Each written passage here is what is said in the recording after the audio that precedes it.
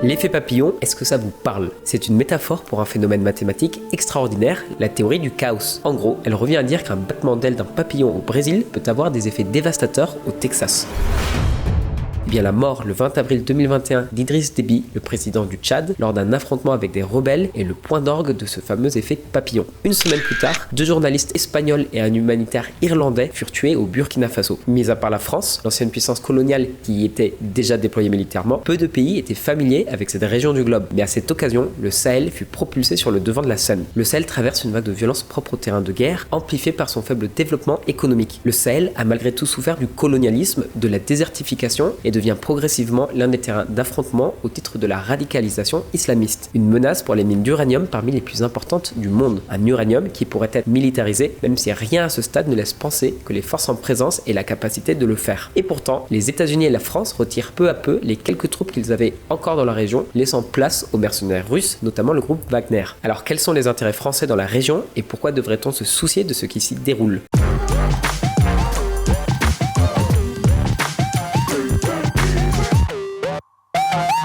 Parmi les empires coloniaux, la France n'a pas à rougir face au Royaume d'Espagne ou l'Empire britannique. Jusqu'aux années 60, le tiers de l'Afrique était colonisé par la France. La Tunisie et le Maroc étaient sous simple mandat, confiés par la défunte Société des Nations. Ils ont acquis leur indépendance sans trop de casse. Mais l'Algérie, la Mauritanie, le Sénégal, le Mali, la Guinée, le Niger et le Tchad étaient bien des colonies. La Haute-Volta et le Dahomey, les noms d'antan du Burkina Faso et du Bénin, mais aussi la Côte d'Ivoire, le Togo, le Cameroun, le Congo-Brazzaville, le Gabon, la République centrafricaine étaient sous la férule française. Des pays que la France a exploités durant des décennies, sinon des siècles. Cependant, même si cela paraît petit face aux tragédies humaines qui se sont jouées, le président Macron a cru clore le dossier du néocolonialisme et de la France-Afrique en reconnaissant que la colonisation avait été un fardeau pour les populations qui l'ont subi.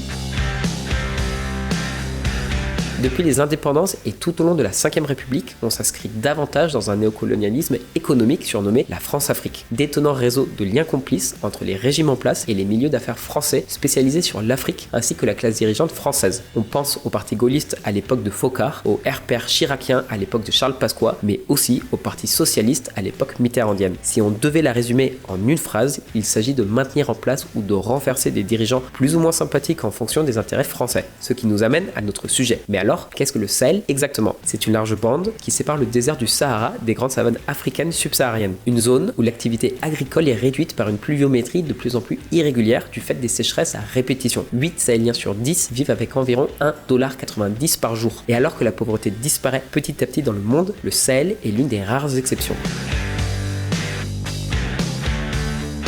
Le Sahel abrite plus de 300 millions de personnes réparties dans plusieurs pays. Le Burkina Faso, le Mali, le Niger, le Tchad. Un espace immense. La misère a préparé le terrain à une vague de violence sans précédent. Tous les ans, des milliers de personnes meurent dans des rébellions contre un État faible. Ces dernières années, ces conflits ont changé de configuration. Les belligérants sont à présent Al-Qaïda ou l'organisation État islamique. D'ailleurs, ils tissent des réseaux de plus en plus ancrés et soutenus par les populations locales. Assez paradoxal, mais on comprendra plus tard pourquoi.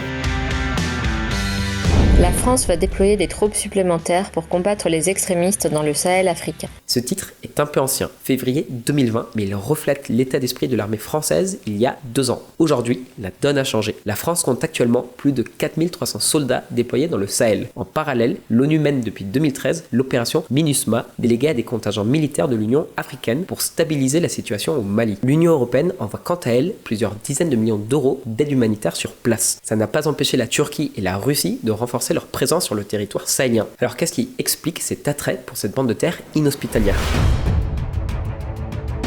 3 pays, 3 frontières, même enjeu sécuritaire. Si le Sahel était un pays, il serait le 4e pays le plus peuplé au monde. Évidemment, cet espace est très hétérogène. L'ouest sahélien n'a pas grand-chose à voir avec l'est. On a donc décidé de se pencher sur 5 pays du centre et de l'ouest du Sahel. Le Burkina Faso, le Tchad, le Mali, la Mauritanie et le Niger.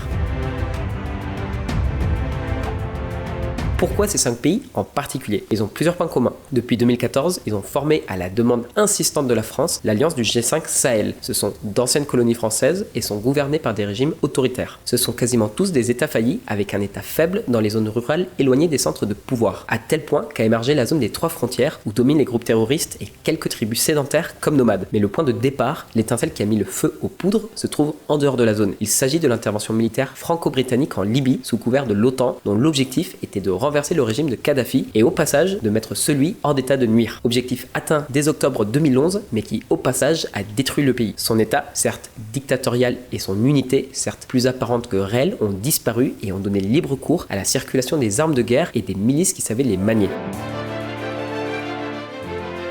Cette région englobe partiellement le Burkina Faso, le Niger et le Mali. Elle a son propre nom, le Liptako Gourma, une région qui est devenue ces dernières années l'épicentre de la violence djihadiste. À cela s'ajoutent des trafics en tout genre, drogue, êtres humains et armes.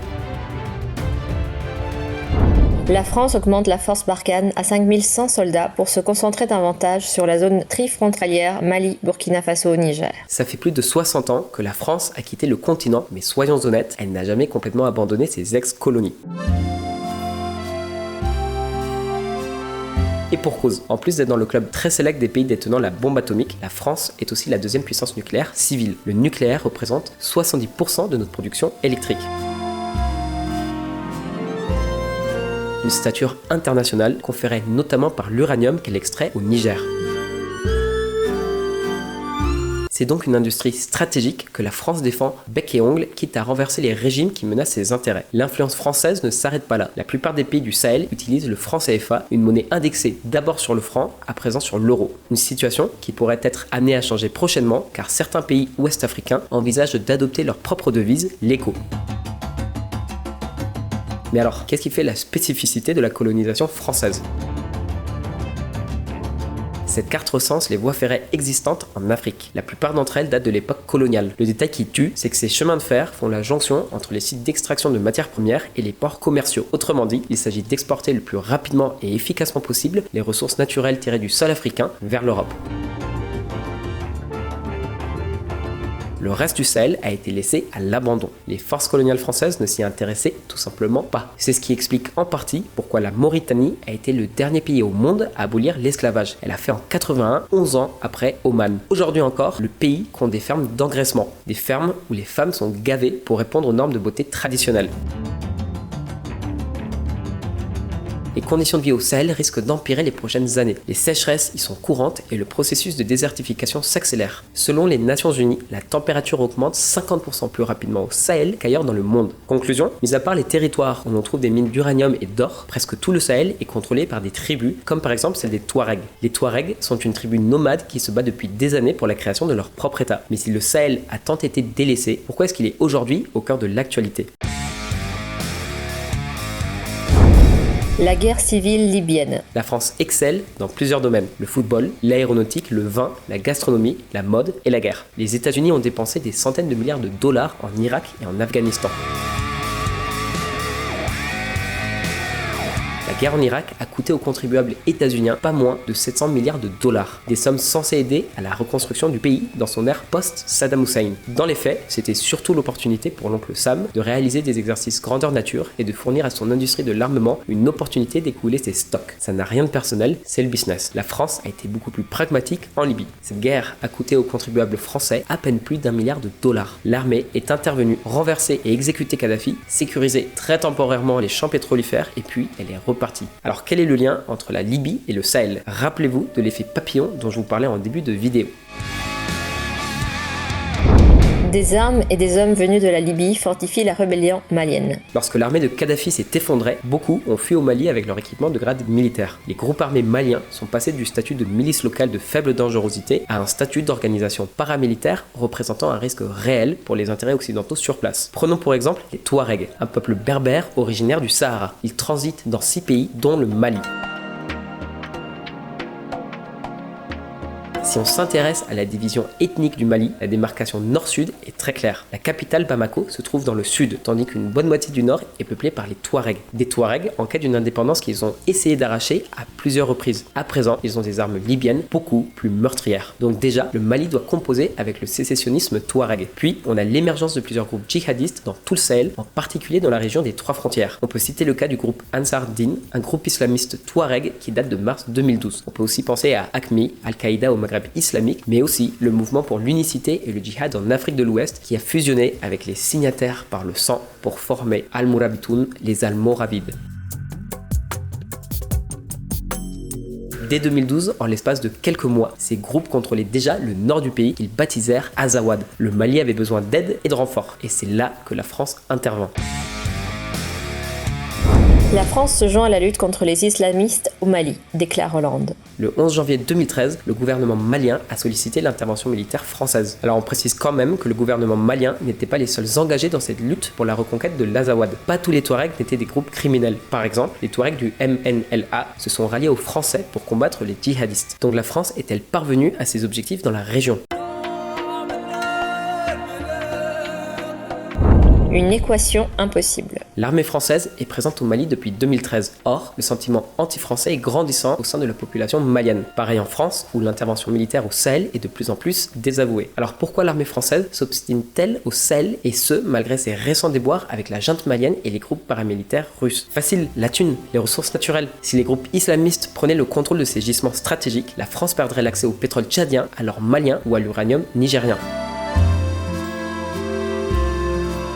Alors d'accord, il est vrai qu'aucun de ces États n'est un gros exportateur de ces ressources. En revanche, les deux mines d'uranium posent un problème d'ampleur pour la sécurité régionale. L'uranium tiré d'Arlit et Akuta alimente les centrales nucléaires françaises depuis plusieurs décennies. Mais si cet uranium venait à tomber entre les mains d'organisations terroristes, les conséquences pourraient être dramatiques. Alors je vous rassure, ils ne disposent pas du savoir-faire pour élaborer des ogives nucléaires, mais ils seraient en mesure de fabriquer des bombes sales.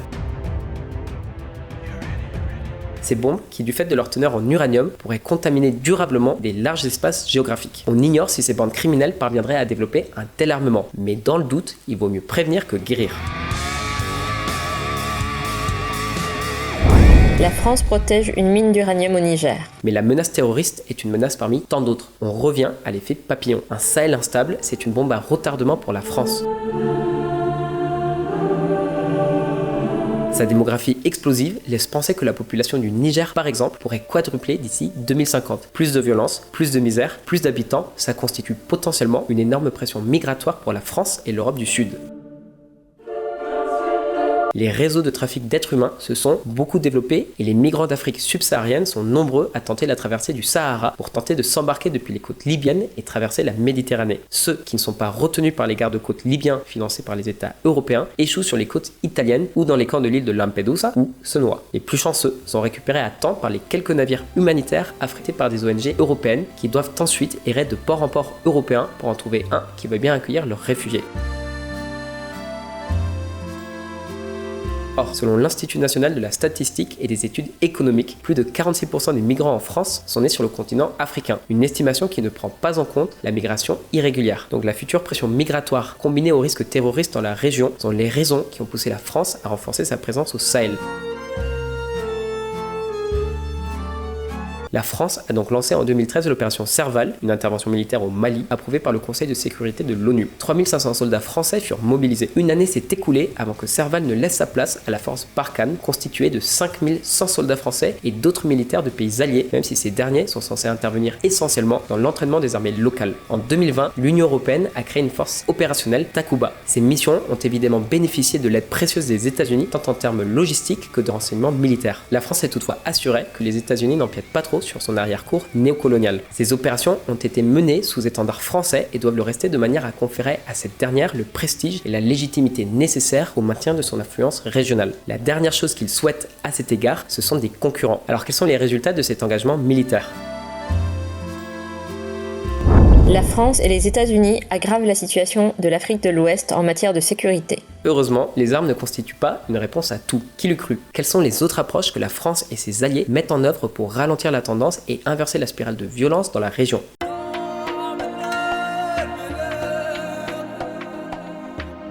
D'autres puissances régionales comme la Turquie ou globales comme la Russie se sont progressivement impliquées dans ces conflits, d'abord en Libye dans des camps opposés, puis plus loin. La Russie vend des armes en Centrafrique et prête désormais sa fameuse société de sécurité privée Wagner au régime militaire malien. Celui-ci y voit un moyen d'obliger l'armée française et ses alliés européens à quitter le territoire malien. Une aide fortement appréciée par les pays bénéficiaires, ce qui explique pourquoi la France est en train d'adapter sa stratégie. Mais si avec Serval et Barkhane, l'armée française a pu rapidement bloquer l'avancée des rebelles vers le sud, utile et peuplée du Mali, elle n'a pas réussi à restaurer l'appareil d'État complètement délabré, ni à mettre fin à la corruption généralisée. Les militaires français sont restés jusqu'à maintenant par la force des choses, mais les causes profondes des conflits demeurent. Les officiers maliens se sont d'abord débarrassés des dirigeants civils incompétents et corrompus, puis des militaires français et européens qui prétendaient leur faire livrer des batailles contre les rebelles. La junte préfère désormais traiter à crédit avec les mercenaires russes de Wagner. Au moins, tant que ceci était disponible, mais il n'est pas exclu que la Russie ait désormais des besoins militaires plus pressants qu'en Centrafrique, au Mali ou en Syrie, c'est-à-dire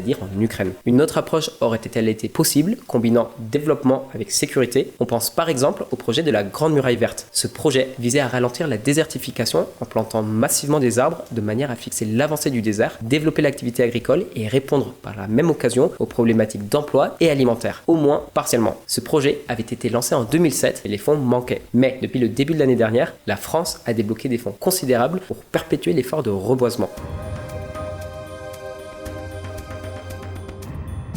La Grande Muraille Verte reçoit plus de 14 milliards de dollars pour reverdir le Sahel. La France et la Banque mondiale figurent parmi les donateurs. La France et l'Europe n'ont pas su impulser à temps de telles stratégies. Elles se sont limitées à la neutralisation des rebelles par des moyens militaires, sans obtenir des élites politiques locales les réformes qui auraient pu sauver les régimes en place. De son côté, le Mali fait face à un isolement de plus en plus prononcé de la part des pays ouest africains. La CEDEAO, la communauté économique des États de l'Afrique de l'Ouest, a imposé des sanctions économiques et diplomatiques au Mali. Aujourd'hui, la junte militaire malienne a perdu la confiance de la communauté internationale en se rapprochant de la milice paramilitaire russe Wagner. Les troupes maliennes ont récemment été surprises par un drone français aux côtés de mercenaires russes en train de fomenter un piège médiatique tendu aux troupes françaises. Ils auraient tenté de dissimuler des corps en faisant croire à un charnier qui aurait été découvert à proximité immédiate d'un camp français abandonné. Des débouilles qui seraient en réalité celles de personnes massacrées par la milice Wagner et l'armée malienne au cours d'exactions antérieures. La France a donc annoncé le retrait de ses troupes Barkhane du Mali alors que l'UE met fin à ses programmes de formation militaire dans le pays et redéploie sa force Takuba dans les pays voisins. La junte malienne a donc toute la liberté de se tourner vers de nouveaux interlocuteurs comme la Turquie, la Russie et la Chine pour relancer son programme de coopération militaire. Entre-temps, Bamako a annoncé son retrait du G5 Sahel pour protester contre le refus de ses alliés de laisser le Mali présider l'organisation. L'organisation, déjà mise à mal par le coup d'État au Burkina Faso de janvier dernier, en ressort considérablement affaiblie. Alors on s'est beaucoup attardé sur le cas malien, mais il illustre parfaitement le délitement de la situation sécuritaire en Afrique de l'Ouest, notamment au Sahel. L'Union européenne et la France n'ont plus qu'à rapatrier leurs militaires et leur matériel pour s'occuper de leurs frontières orientales. Les crises du Mali et du Sahel attendront. Encore une fois, merci pour votre loyauté. N'hésitez pas à lâcher un commentaire, ça nous aidera beaucoup. Et d'ici la prochaine vidéo, je vous souhaite une superbe semaine.